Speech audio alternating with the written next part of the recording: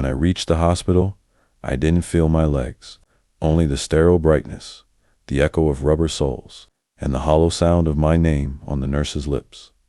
Mr. Hale, her voice trembled. She's in intensive care. Then she leaned close, too close. Her whisper was barely air. Hide, and trust me. Don't let them see you. I froze. Something in her eyes, fear, urgent and personal, cut deeper than the beeping machines behind her. I slipped into the next room. The smell of disinfectant was sharp enough to burn thought. Through the sliver of the door, I saw them. 2 men in suits, not doctors, not family. They weren't here to save anyone. One of them spoke to the nurse, low, controlled.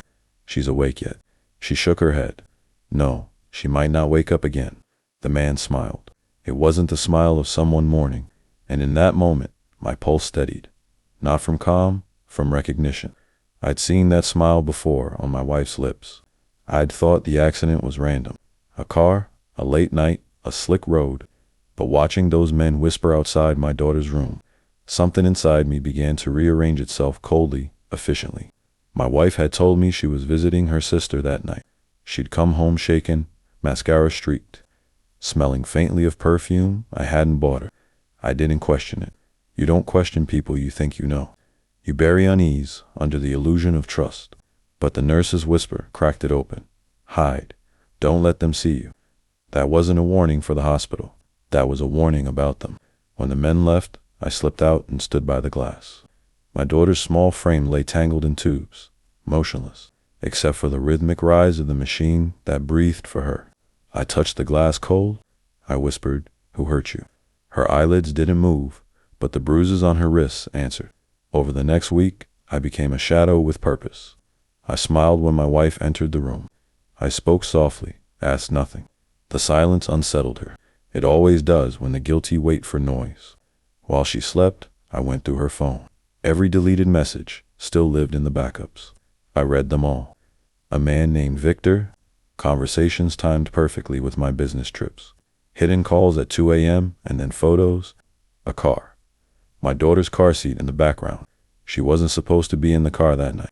My wife had told me she left her at home, but the phone's GPS data said otherwise. I printed the records, stacked them neatly in a plain envelope.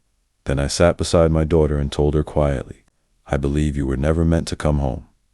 The monitors hummed in answer. The police report arrived 3 days later. The driver wasn't a hit and run. It was someone following tailgating for 10 miles. The car that rammed her belonged to Victor, registered under a shell company my wife owned. I didn't need to ask why. I only needed to see her face when I placed the folder on the table. She looked at it, then at me. "What's this?" My voice was calm, measured. "The night you said you were with your sister?" Her smile cracked. "You're paranoid again." I didn't answer. I just opened the folder. She saw the photos first, then the report, then the texts. Her name linked to his. Her signature on the lease. Her digital fingerprints on the insurance payout scheduled for next week. The sound she made wasn't a cry. It was smaller, a gasp swallowed by realization. I said nothing. Words would have been mercy. I called the detective I'd met at the hospital, told him everything, sent the documents.